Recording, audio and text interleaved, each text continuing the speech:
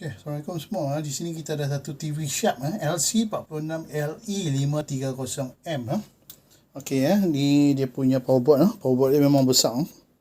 Okey, di sini kita ada tulis tarikh ni 10/8. Okey, ini powerboard dia.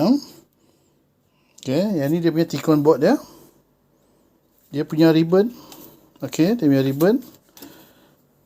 Okey, lepas tu dia punya LBDA dia semua, tak ada, semua siap. Okey, ini dia punya mainboard. Mainboard pun kita ada tulis 10/8. Okey, ada 10/8. Cuma dekat sini ada sedikit rusty karat sedikit karat dekat situ. TV hidup macam biasa, tak ada masalah. Cuma cough dia problem kita buat dah tapi tak boleh. Okey, cough dia problem sebab kena air karat kena air. TV memang ada gambar, tak ada masalah. Cuma kena air dia berkarat, tak boleh sambung.